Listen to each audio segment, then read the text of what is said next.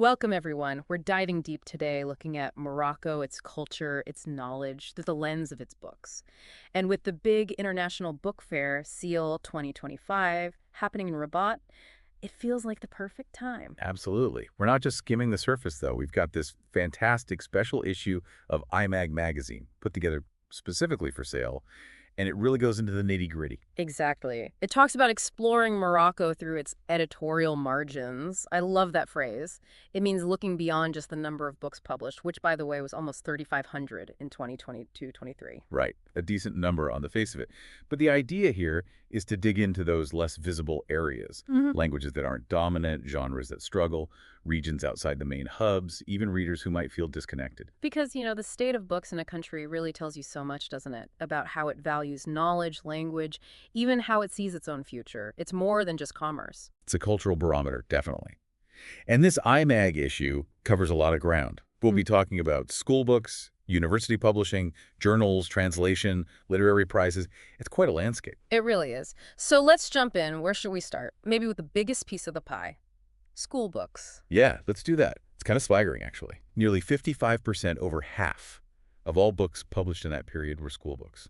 It's clearly a massive economic engine for publishers. But that figure immediately makes you ask, right, is the focus just on instruction, on getting kids through exams, rather than actually cultivating a love for reading itself? That's the core question.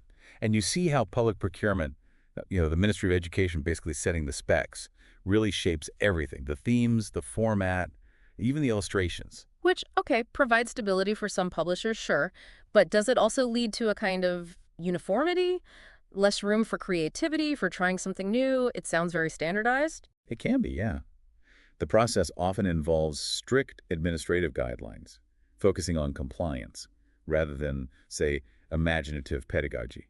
It's like an assembly line sometimes. And it's a tough market to break into, isn't it? Dominated by just a few big players. Smaller publishers find it really hard to compete for those government contracts. Exactly, which limits diversity not just of publishers, but potentially of teaching approaches, too. The publisher can end up feeling more like an executor of orders than a creative partner. Cultural ambition might take a back seat. And what does that do to the book itself? If it's just seen as exam prep, does that kill the magic? I mean, the article suggests maybe the reason kids aren't reading isn't lack of libraries, but boring, compulsory books. It's a strong argument. If school doesn't ignite that spark for reading for pleasure, no amount of book fairs later on will likely fix it. It's like trying to build a house on shaky foundations. The author might feel sidelined, too, intellectually. The publisher focuses on printing and delivering, not necessarily on nurturing the content's deeper potential, and the model often emphasizes rote learning over real discovery. And that paradox you mentioned earlier, huge production of books for young people, yet studies show declining interest in reading. Maybe it is down to these books being text-heavy, maybe a bit dry, not really connecting with kids' lives.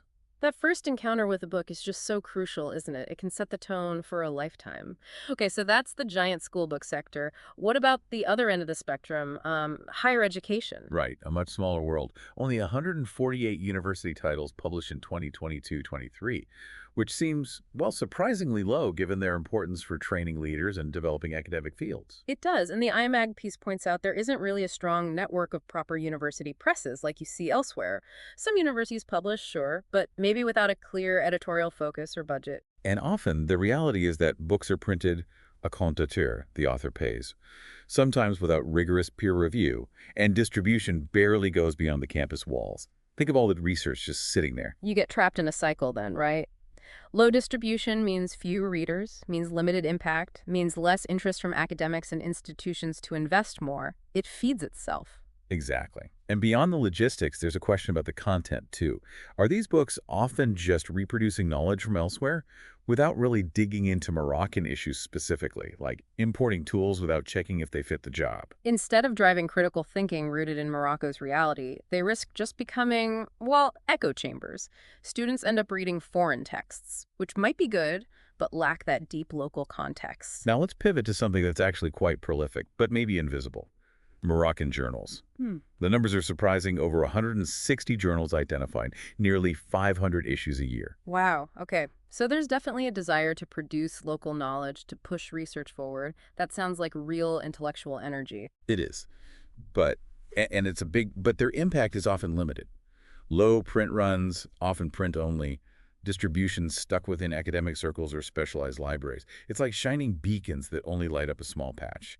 And the language barrier, I imagine a lot of it is quite technical academic jargon. Very much so, which makes it hard for a wider audience to engage. These journals are crucial for researchers talking to researchers, but they often neglect that knowledge mediation part, making findings accessible to, say, curious citizens or students. Plus, the whole digital side is still lagging for many of them. Finding them online easily in user-friendly formats for free, consistently. It's tough. Even aggregation portals struggle to capture everything. It feels like knowledge locked away. Okay, let's talk translation. Given Morocco's multilingualism and cultural connections, you'd expect it to be a bigger deal, but only 145 translated titles in 2022-23. That's just 4% of total output. Only 4%, that does seem low. It feels like building bridges between cultures, but hardly anyone using them. And the flow is very lopsided. It's mostly Arabic to French or French to Arabic. Very little translation from Spanish, English, or significantly, Tamazight, even though it's an official language. Yeah. We seem stuck in that francophone or rebophone exchange. Which limits what Moroccan readers can access from the world, right? And also makes it harder for Moroccan writers and thinkers to reach an international audience beyond those specific language spheres. Precisely. Translation seems more like a barrier than a bridge in practice. And financially, it's heavily reliant on public institutions or bilateral partnerships. Private publishers are hesitant, it's costly, and the perceived market is small. And there's no permanent, dedicated funding pot for translation, so it's all ad hoc projects. Pretty much. It lacks a sustained national strategy. Now, related to recognition, what about literary prizes? There are about 30 of them in Morocco. 30. Okay. The big question then. Are they genuine marks of excellence that actually boost authors and the industry, or are they more like symbolic medals? Nice to have, but not much lasting impact. That's the debate. You've got prizes at all levels, national, regional, university, covering different genres. But the criticism often heard is the lack of follow-up. Once the ceremony's over, what happens? Right. Not much support like writing residencies, translation grants, or sustained media attention. So an author gets celebrated for a moment, then kind of fades back. That can happen. And there's also the question of whether prizes sometimes just reward already established figures, rather than acting as springboards for new, challenging voices.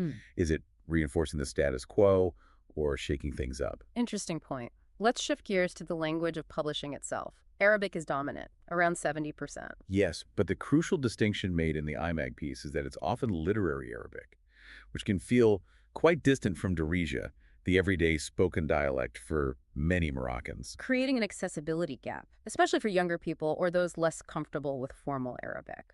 Potentially, yes. And then you have French, still holding strong at about 25%, particularly in academia, essays, and some fiction. It's seen sometimes as a colonial legacy, other times as a language of openness. It's complex. And amazighe, official language since 2011, but barely visible in publishing, just 1.5%. Why so low? Several challenges are cited. Issues with standardizing typography. You see Tifena script, Latin script, combinations, a lack of trained translators, and still developing a wide readership comfortable with written Tifena. English is also minimal, despite growing interest among youth. So the overall picture is, well, it feels like language and publishing can still be a tool of exclusion or maybe prestige, rather than fulfilling its role of uniting and transmitting knowledge broadly. Well put. It's a persistent tension. And what about the format? We touched on digital briefly, but let's dig in. Only 8% digital publications. And mostly basic PDFs, you said. Not really taking advantage of the medium, just digital paper. Pretty much. It's seen as a simple copy, not a new experience. So readers aren't flocking to it, and publishers aren't investing heavily in creating really engaging digital products. The supply and demand aren't really there yet for a vibrant market. And the content that is digital is mostly academic or institutional, not much popular fiction or kids stuff. That's the trend identified. And there's that paradox. Young Moroccans are super connected online, consuming all sorts of digital media. Yeah, videos, social media, games. Exactly. But they're not reading digital books in large numbers. Maybe the current formats just don't appeal to their habits. Plus, some resistance from teachers or librarians who don't see digital books as quite legitimate yet. That legitimacy point is interesting. Okay, location, location, location. Where are these books actually being published? Is it spread out? Not really. It's heavily centralized. About 70% of Moroccan books come from just 3 regions: Rabat, Casablanca, and Fez. 70%. Wow. So it's like there's a publishing desert outside that main corridor. It paints that picture. Other regions struggle to get their literary voices heard or to build up their own sustainable publishing ecosystems. It's like the literary map has huge blank spots. And that must impact diversity, right? If most books come from the same few places, you risk getting similar themes, authors, perspectives dominating. It reinforces cultural inequalities. Absolutely. Regional literatures, local languages, specific traditions, minority histories, they risk becoming invisible in the national literary conversation. Okay, let's talk about books for the youngest readers' children's books. Less than 8% of total production. Yes, which seems low given Morocco's young population. It's described as a fragile sector. Small print runs, distribution mainly in big cities, often not very profitable, despite some dedicated publishers really trying. It feels like maybe not enough priority is given to building that foundation for future readers. And the type of books. Often they lean towards being, well, like school books in disguise. Yeah. Very moralizing, overly didactic, not much fun or captivating storytelling. Pleasure gets sacrificed for the lesson. And a lack of specialized talent. Writers, illustrators who really get kids' narratives, translators for great international books. Those gaps are mentioned. And also, parents who are key in getting kids reading are often overlooked in campaigns or library programming. Not enough welcoming spaces or support for families. So who is publishing all these books? You mentioned around 300 publishing houses. Around that number, yes. But the reality is most operate on a very small artisanal scale. Limited staff, no professional distributors, small catalogs, often founded by passionate individuals, but with limited capital. Like lots of small workshops rather than big factories. That's a good analogy. Each focused on specific texts they care about, but struggling with the business side, especially distribution. Without a strong, decentralized bookstore network or national distributors, books just don't travel far. It's the classic problem. Quality might be there, but reach isn't. And the publisher has to wear too many hats. Editor, designer, marketer, salesperson. Hard to build a strong long-term vision like that. Definitely hinders developing strong editorial identities and supporting authors over time. Now, what about scientific publishing specifically? Only about 4% of the total output. That also seems quite low for a country focused on development. It does raise questions about how much scientific knowledge is being disseminated widely. It's mostly university-based, often individual efforts or rework theses. There isn't a clear national strategy or ecosystem for popularizing science. So research stays in the lab, essentially, not reaching the public. Largely, yes. Very limited bookstore distribution, little translation, a real scarcity of popular science writing. Researchers remain isolated, and science can seem inaccessible. Strong university presses could help professionalize and disseminate this work, but they're often lacking. Now let's switch to poetry. Over 300 collections published, that's almost 20% of literary production. That sounds unusually high. It is quite remarkable for the region, maybe linked to the ease of self-publishing, perhaps, or a strong continuing oral tradition finding written form. But despite the volume, Visibility is low. Reception is limited. that's the issue. Many are self-published or come from tiny presses with minimal reach. Poetry events tend to be clustered in major cities, too, limiting access for poets and readers elsewhere. Connecting contemporary poetry with a wider audience is a real challenge. And novels, over 500 published, so lots of creative energy there too. But how well do they sell? Generally not great. Average print runs are often under 500 copies. Very few novels reach more than 1,000 readers. They tend to circulate within specific literary, activist, or academic circles. Why is that? Same issues. Distribution, lack of public purchasing, weak literary criticism, not enough events outside prize season. All those factors contribute. It raises the question of whether Moroccan novels are truly resonating broadly or mainly reflecting a familiar world back to itself. And finally, in terms of genres, the essay. The piece calls it a cry in a tunnel. That sounds bleak. It highlights the struggle essays face in finding an audience. The language can be a barrier, often academic French. Publishing opportunities might be limited unless the topic is very safe or mainstream. There's a lack of media spaces for real intellectual debate. So many end up self-published or backed by foreign cultural foundations, caught between being too complex for the media, too independent for academia, maybe too political for institutions. That's the tightrope they walk. Okay, maybe we should quickly recap some key numbers from the 2022-23 period just to anchor this. Good idea. So nearly 3,500 total titles. Overwhelmingly print, 92%. Arabic dominates language-wise, almost 80%. Then French around 8%, English 2.5%, amazighe 1.5%. Literature makes up 22%, but a big chunk of that, about a quarter, is self-published, which points to those structural issues again. Definitely. And that high overall self-publishing rate, 21% across all genres, is significant. We see the regional disparities. Rabat, Saleh, Kenitra leading. Average book price went down slightly. And that huge budget for the 1 million school bags program really underscores the state's massive role in the school book sector. Plus, those 164 journals putting out nearly 500 issues, mostly in specific fields and not very accessible. Right. And drilling down on digital again, that 8% is dominated by institutions like the Policy Center for the New South, often publishing reports and analysis, hence the French language dominance in digital. The reasons for slow uptake: copyright fears, perceived low profits, lack of platforms, reader preference for print. And amazighe publishing that tiny 1.5% slice, almost all literary works, all print. The writing system fragmentation is a real hurdle, and publishing is clustered where institutions support it, like Rabat or Susmasa. Translation to that 5.5% figure, slightly updated from the earlier 4%, mostly literary, mostly French to Arabic, humanities, social sciences, other languages, especially amazighe, where other African languages are really underrepresented. Lack of translators, specialized publishers, policy, high costs, copyright complexity. It's a web of challenges. Self-publishing, that 21% figure, is striking.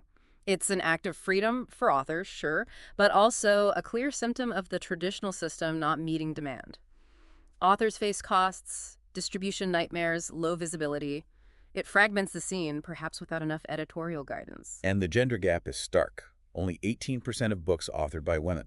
This, despite women's rising education levels. Access to publishers, recognition, genre stereotypes, all obstacles, though initiatives are emerging to promote women's voices. It seems digital publishing is finding a niche, though, in areas like economics, politics, strategy, often driven by think tanks and similar bodies, mostly in French. Quick dissemination, but questions about sustainability and diversity remain. Then there's the manuscript heritage. The National Library, BNRM, has digitized over 15,000 volumes. Fantastic for preservation. But the concern is, does digitization equal integration into living culture? Or do they just become museum pieces online, inaccessible due to language or specialized content? Need a strategy beyond just scanning. Exactly. Which brings us back to SIEL, the big book fair. Huge event, lots of exhibitors, tons of books, big crowds, great energy. But does that energy last? Does it translate into year-round reading and buying? And does the fair itself, being in Rabat, maybe overshadow smaller players or authors from other regions? Is it a magnifying glass or a distorting mirror? Good question. And do Moroccans really read? We lack solid recent data. That old 2012 survey figure of 2 minutes a day sounds grim. New digital platforms like UScribe offer access, but the PRLS 2021 study showing poor student reading levels is concerning. Cost is still a barrier too. So is reading genuinely declining or just changing form, moving towards digital in ways we don't measure well yet? It's hard to say definitively. Libraries are also at a crossroads balancing print collections with digital access. There's a new national digital library, which is great, but the number and distribution of physical libraries remain issues. We still need those physical community hubs. And new media forms are emerging, like literary podcasts. Kitab was mentioned. A new way to talk about books, interview authors, potential to reach different audiences. Definitely.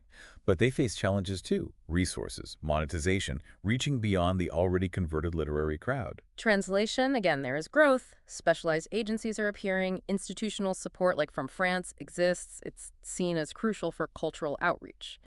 But the core challenges, lack of trained translators, funding, persist. Literary prizes too, the big established ones like Prix du Maroc, Grand Atlas, Mamounia, they do provide recognition.